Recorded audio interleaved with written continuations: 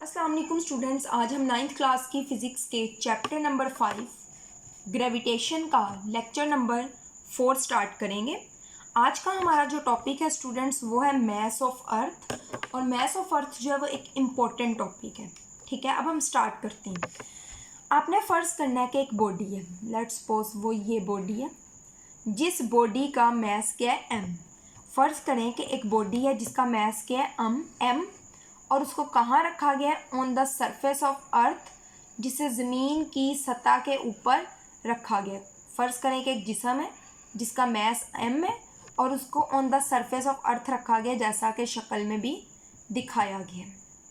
आगे क्या होगा, अब फ़र्ज़ कर लिया कि इस बॉडी का मैस क्या है m है और स्टूडेंट्स ज़मीन का मैस क्या होगा, हमने कल भी देखा था me।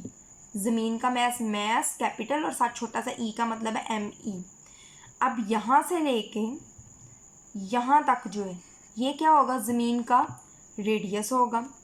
इस मैस का जो वज़न है, वेट जो है वो कहाँ लग रहा होगा, नीचे की तरफ लग रहा होगा।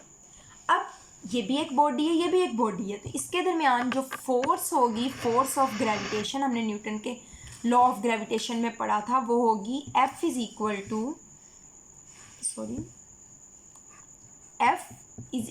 टू जी, पहली बॉडी का मैस दूसरी बॉडी का मैस डिवाइडेड बाय उनका दरमियान कितने r का स्क्वायर हो गया।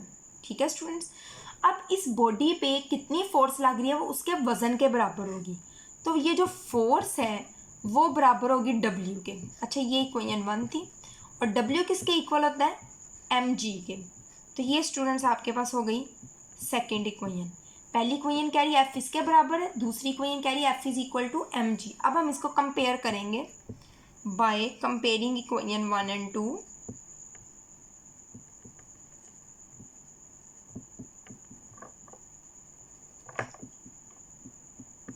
मसावात 1 और 2 का मुआवजा करने से। ठीक है, कैसे होगा, ये साइड्स इस तरह हो जाती हैं, ये साइड इसकी इस साइड के इक्वल हो जाएगी।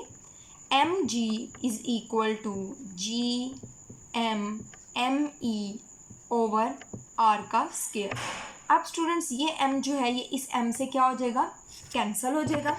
तो हमारे पास क्या बचेगा, g is equal to G M E over r का स्क्वायर। ये हमारे पास फार्मूला बच जाता है।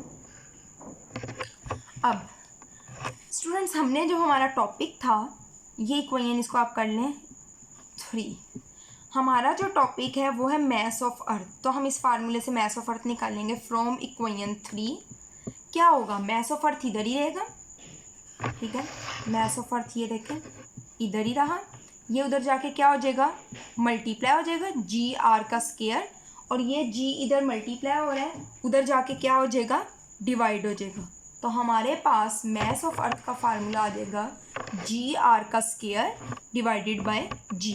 तो स्टूडेंट्स ये आपके पास मैस ऑफ अर्थ का फार्मूला आ जाता है कि आपने ज़ुबानी याद करना है। Mass of earth is equal to small g multiply by R का स्क्वायर डिवाइडेड बाय जी। और ये जो है ये स्मॉल जी की वैल्यू है, ये भी आपने ज़ुबानी याद करनी है।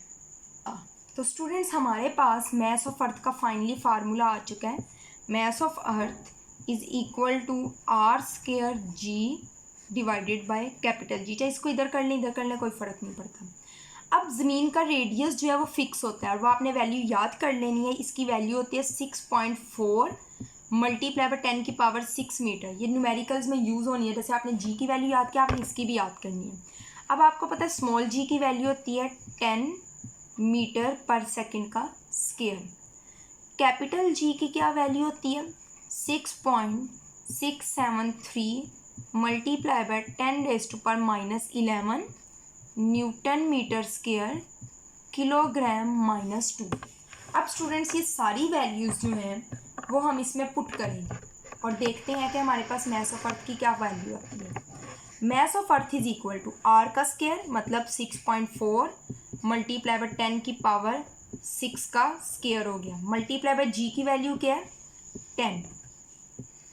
उसके बाद कैपिटल जी से डिवाइड करना मीन्स 6.673 मल्टीप्लाई बाय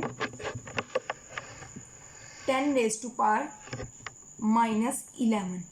स्टूडेंट्स अब आप इसका स्क्वायर लेंगे, फिर उसको 10 से मल्टीप्लाई करके इस चीज़ से आप इसको डिवाइड कर देंगे, तो आप देखेंगे कि आपके पास मास ऑफ अर्थ जो है उसकी वैल्यू आएगी 6 मल्टीप्लाई बाय 10⁻24। और आपको पता है मास का यूनिट क्या होता है, किलोग्राम।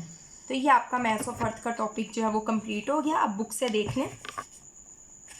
स्टार्ट आप इसी तरीके से करेंगे। Consider a body of mass m, फर्ज करें कि एक जिस्म है जिसका मास m है, on the surface of the अर्थ, जिस ज़मीन की सतह में रखा गया, एज शोन इन फिगर, जैसा कि शक्ल में भी दिखाया गया।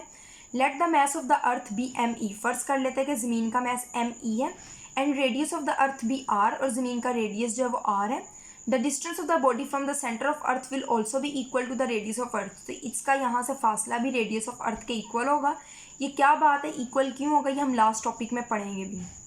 According to the law of gravitation, gravitation के असूल के मुताबिक, the gravitational force F of the earth acting on the body is given by, gravitational law के मुताबिक ये फोर्स का फार्मूला है। But the force with which the earth attracts a body is equal to the weight. अब लेकिन कितनी force उस body पे लग रही है वो उसके वेट के इक्वल होगी। F is equal to W, W is equal to m g. तो अब यहाँ पे आप लिखेंगे बाय कंपेयरिंग इक्वेशन 1 और 2, तो आपके पास आ जाएगा ये फार्मूला। फिर आपने क्योंकि जी की वैल्यू फाइंड आउट करनी है, एम से कट गया, ये आपके पास जी की वैल्यू आ गया। अब यहाँ से हमने जी फाइंड आउट किया, मास ऑफ अर्थ। फिर इस इक्वेशन में सारी वैल्यूज पुट करनी है। यहाँ आपने सारी पहले लिखनी है। आर की वैल्यू क्या होती है, मैंने आपको बताई 6.4 मल्टीप्लाई बाय 10 की पावर 6 मीटर। जी की वैल्यू क्या होती है 10 मीटर पर सेकेंड स्क्वायर।